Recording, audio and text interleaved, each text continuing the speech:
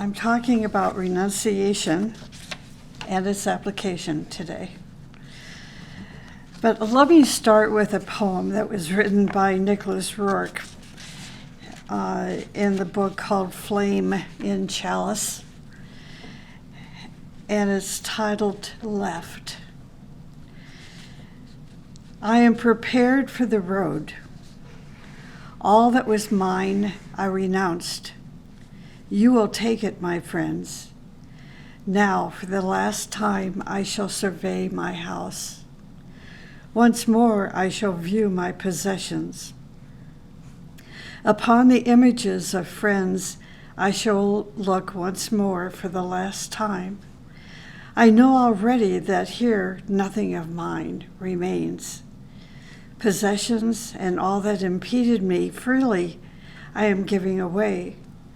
Without them I shall be more free. Before the one who calls me liberated I shall appear. Now once more I shall survey the house. View once more that from which I am released. Free and liberated and firm in thought, the images of friends and the view of my former things do not confuse me. I am going. I am hurrying, but once more, for the last time, I shall survey all that I left. It's very profound.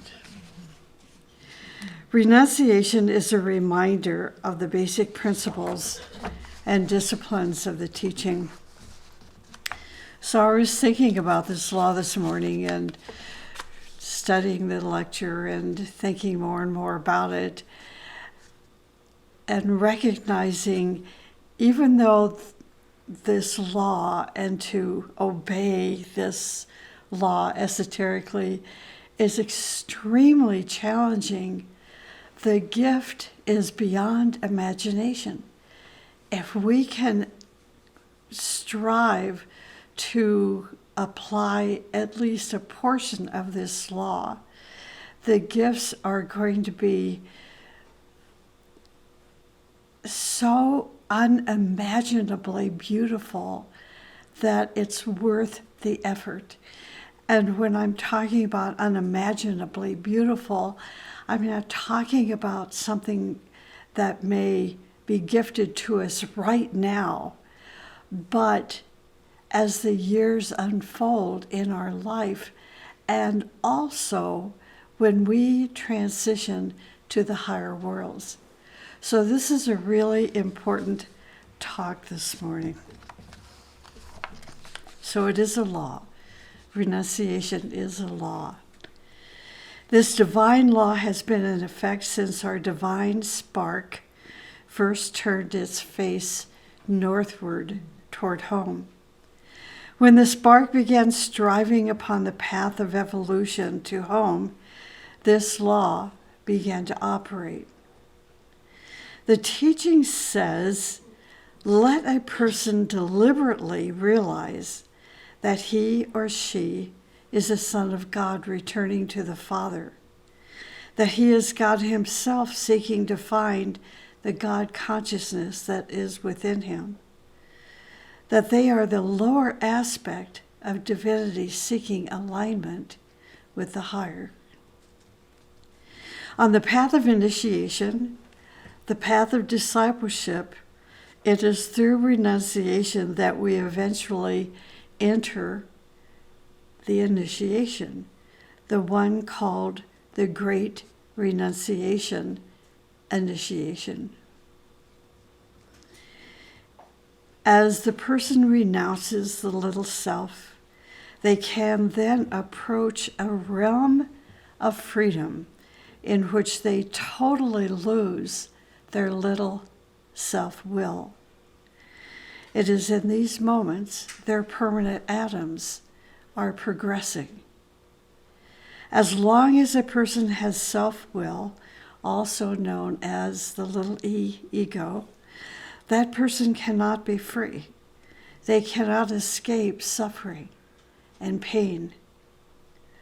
When we observe the nature of self-will, we gradually realize that there are hundreds of fragmental willpowers within us and outside of us.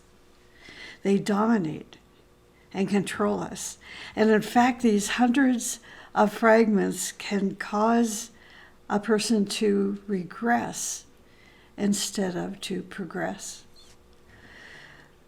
So, for example, some people retrogress, some people progress, some have conflict.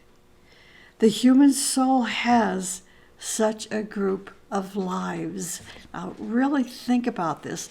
Put yourself into this law and this experience and imagine the reality of this happening within yourself. That your soul has a group of lives, the lives of the mental body. This mental body, in some parts, are advancing, some are going backwards, some are fighting, some are stupid, some are sleeping, some are stupefied from drug abuse, and maybe only 10 or 15 atoms in your mind are functioning. This is the state of the human soul's mind. A person's mind is what they have in their mind. What is it that the person has in their mind? In the mind, there is some fighting, right? There is some fighting. Some cells are comfortable. Some are totally sleeping. A little group is advancing. One of the advanced atoms is becoming what we call a permanent atom. But 1, 2, or 3 graduations of atoms does not make our mental body whole. It does not make it complete if it is a broken mind.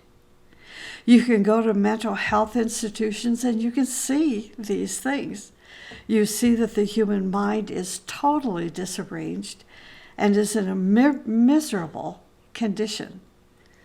It is because the mental atoms in the mental body as a whole are not developed. Can the mind be developed? Yes, it can, through 3 things: meditation, sacrifice, and renunciation. So particularly if you're a psychiatrist, if you're a psychologist, if you are a therapist of some kind, take these 3 things, teach them to your clients, and this is how you can save them. Have them practice meditation, engage in sacrifice and renunciation. Meditation is going to develop the atoms in the mind. So think about this. Meditation is going to develop the atoms in the mind. Think of people who say, I cannot meditate, or I don't need to meditate anymore, I'm there. If they are they whole? Are they whole? If they're too busy to meditate, they are not whole. Meditation will develop the atoms in your mind. Sacrifice is going to advance them. See, takes a lot of thought to try to understand, but in meditation, you will begin to understand why and how sacrifice will advance these atoms. And then renunciation. What is renunciation going to do? It's going to graduate these atoms and increase the light in your mind and create this bridge that we all talk about, the higher part of the Antakarana bridge.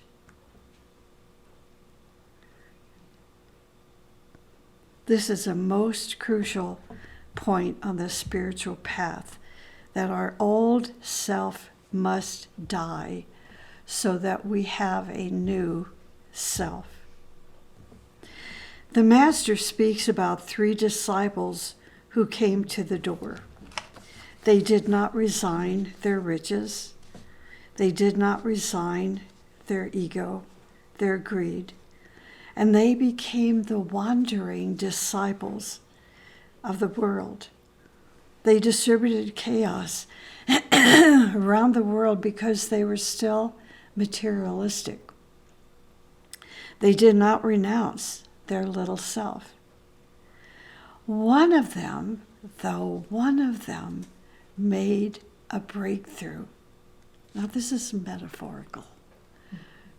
Think about that one that made the breakthrough, that became that permanent atom, the most advanced atom in the mind, passed, and then became a permanent atom of humanity. When some atoms advance, the rest may crack or degenerate. That is why there is a law of advancement which emphasizes harmonious development, a development that asks for renunciation. To develop oneself harmoniously, there should be no cracks and no cleavages in them. Make haste slowly is a phrase. Some people forget steps. And if they forget the steps that are so necessary, meditation, sacrifice, renunciation, they become broken and not whole. One of the beautiful mysteries of renunciation is group consciousness. Group consciousness is conditioned by the initiatory process of renunciation. Once you have renounced your self-will, the will of the personality life, and become one with the will of God, it is then that you are going to enter into group awareness and function as one with the greater whole. Can you imagine a world where everyone is functioning as one with their greater whole? No, I can't either. But it's a great image. And sometimes I think when we really study and contemplate the paintings of Nicholas Roerch, it almost puts us in that place of having a strong desire or lofty goal or vision of becoming one with the greater whole, because it is so incredibly beautiful. In the third initiation, group consciousness slowly rises like a sun above the horizon of our life. Now, renunciation is not taught much, particularly in the United States. It's not referenced. So, therefore, it's not going to be very popular, nor is it going to be even understood. Most people, most especially people, whether it's an adult or a child, when they hear that phrase, "You must give this up," do you know what's going to happen? There's a tendency to want to possess it even more tightly.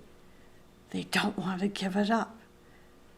To renounce means to no longer be identified with what is false. That's what we are renouncing. To renounce means to reject what controls us, what enslaves us. It first begins with physical objects, then emotional objects, and then mental. So basically, renunciation is a withdrawal from the objects that we are attached to.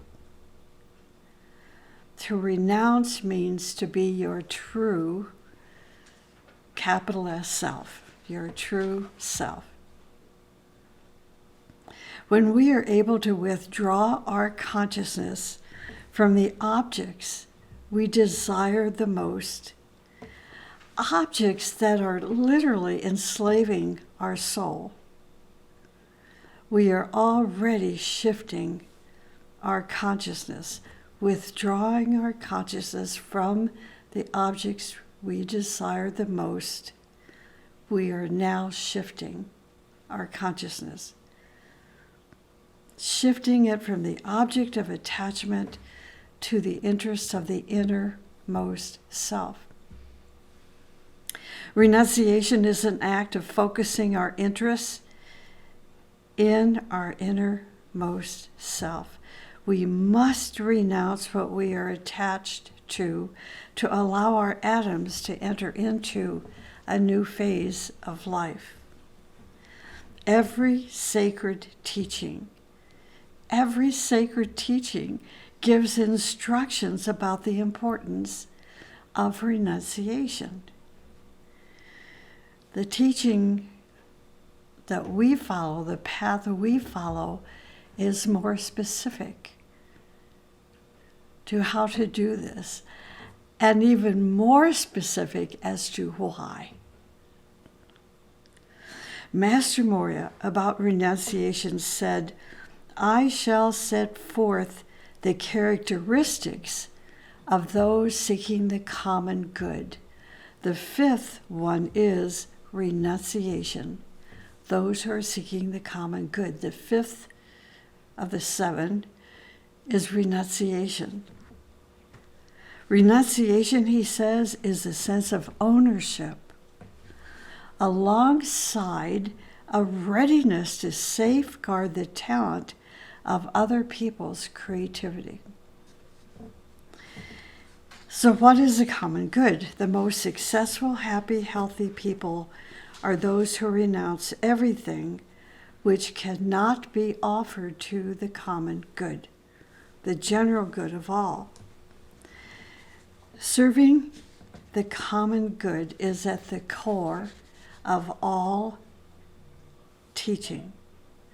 Serving the common good is an ordainment of the Lords of Shambhala. It is a practice of harmlessness. It's pretty easy to understand.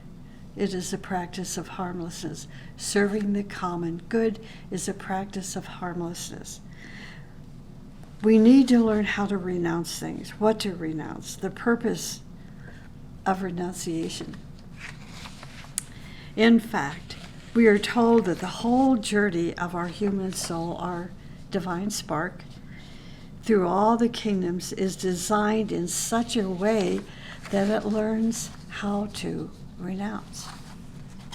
So from the beginning of time, our spark is taught how to renounce.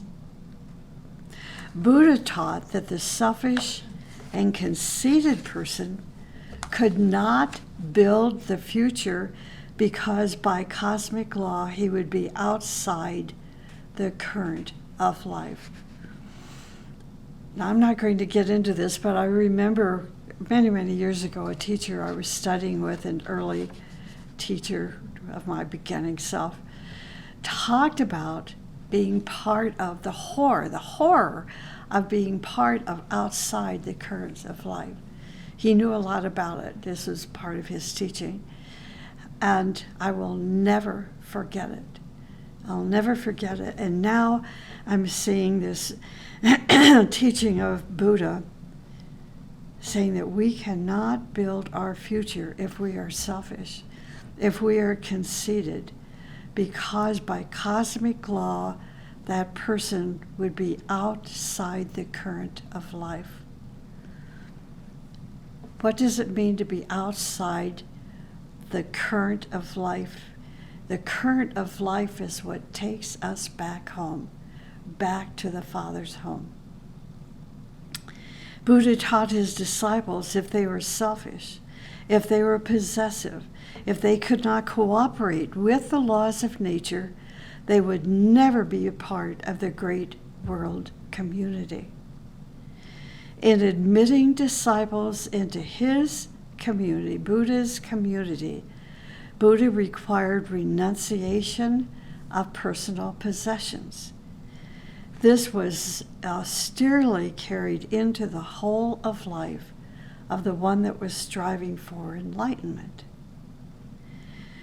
Once a pupil asked the Blessed One, how should one understand the fulfillment of the covenant regarding the renunciation of property?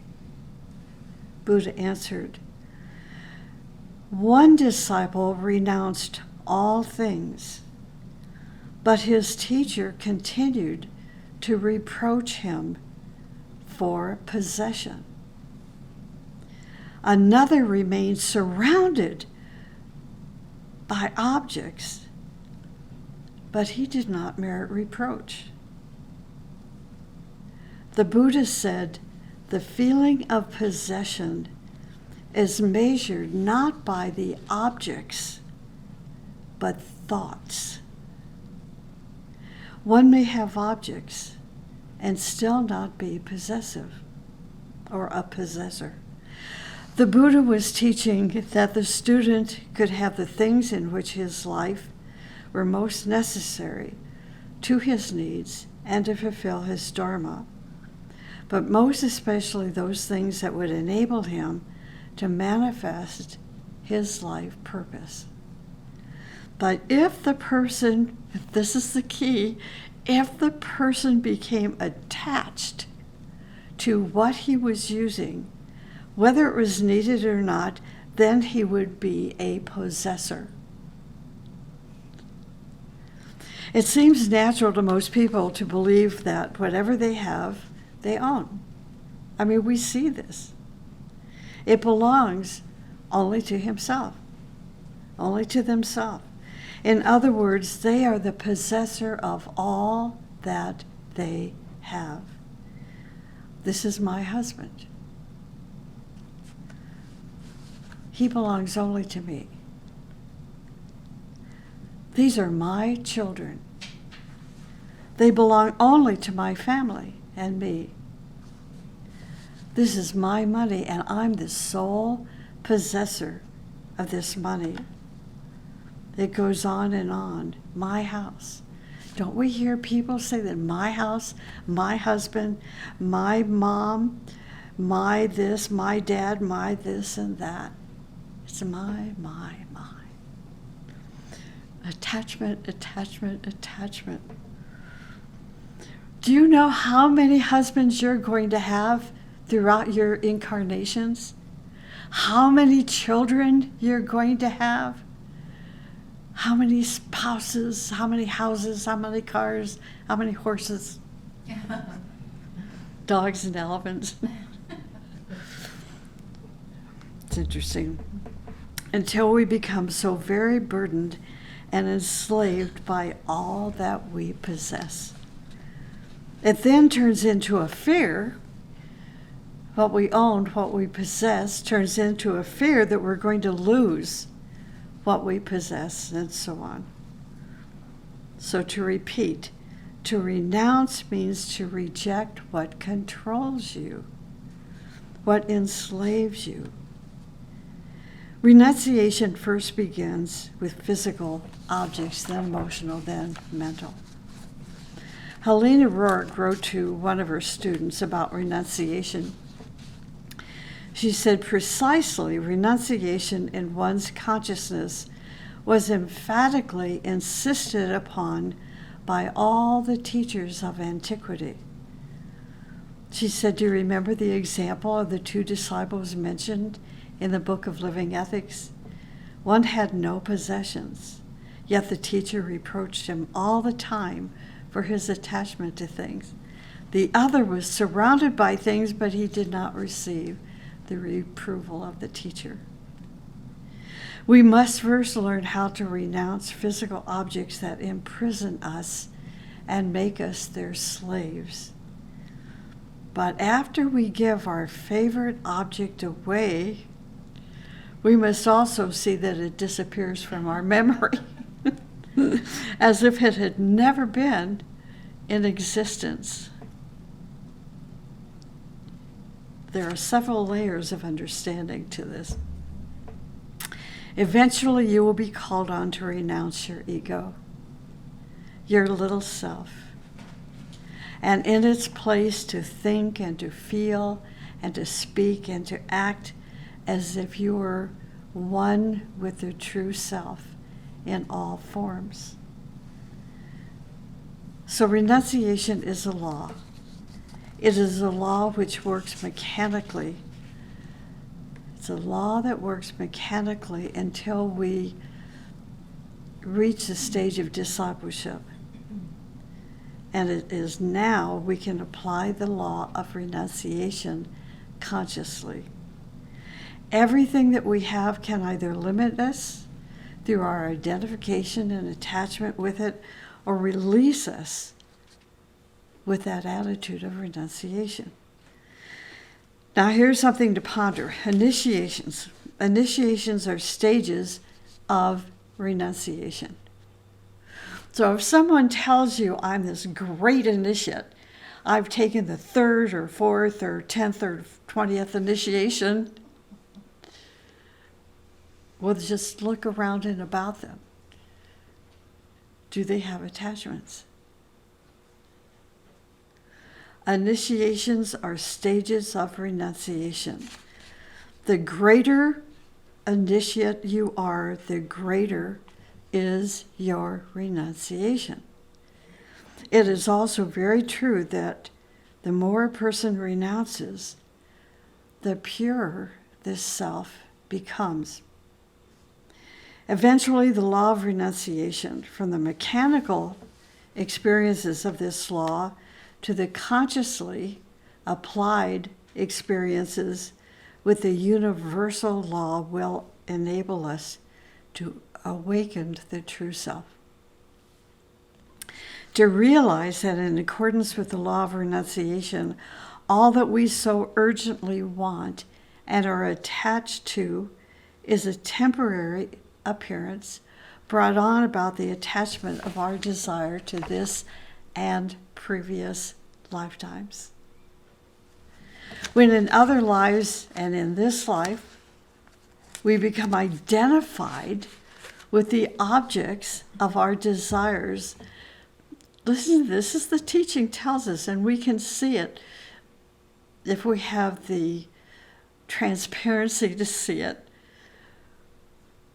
When in other lives and in this life we become identified with the objects of our desires, we will develop a repulsion for the same object in our next lifetime. So the question is, what are you repulsed by now? This repulsion develops to an inner, even keener way when the law of renunciation takes the objects of our desires away from us. The law of renunciation. This is because normally when this law is operating in our lives, it is very painful.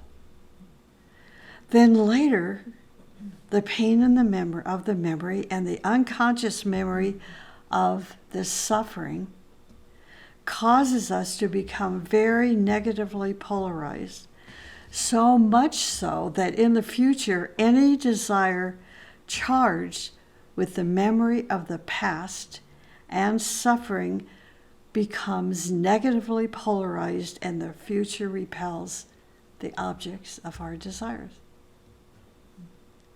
Repulsion will make a person chase after the objects of his or her desires, but they will never be satisfied with them. And if they acquire the object, they will never fully enjoy it. Those who serve humanity are those who instinctively or consciously work under the law of renunciation. It is renunciation that gives them the power of the soul and the power of the spirit. This is so beautiful and so instructive. So here's a question to answer. What is the purpose of renunciation? And the answer is, it will give you the power of your soul and the power of spirit. What are the gifts of soul power and spirit power? Immortality. We are told that it is only in passing through the tests of renunciation that the door of higher initiations will be opened for us. If our many lives are filled with acts of conscious renunciation, if our life is filled with many acts of conscious renunciation, we can pass the tests of the fourth initiation and successfully enter into our divine heritage. If we do not consciously exercise renunciation, then life puts us in such conditions in which we painfully learn how to renounce. We will also realize that the lesson of renunciation will repeat year after year, life after life, with greater taxation. With greater taxation until we learn our lessons. So take a minute, think about this law and how it is operated in your life. When this law came into operation and tried to take what you had away from you, did you let it go? Or did you cling more tightly? People think that to have more, one must attach to the objects that they accumulate and contain. The law says to have more, you must give more. To have more, you must give more. This seems illogical. It did to me for a long time. It took me a while to figure it out. That it is only by giving that we become a part of a greater vessel. Only by giving. And then ascend to higher levels of beingness. It is only by giving that we become part of a greater consciousness, and the richness of the treasure flows in and out of us. There is a paradox that says we can say that the more empty we are, the more we have. The distribution upon a lower level is the accumulation of a higher level. By giving, we receive. By receiving, we give. By giving and receiving, we proceed on the path.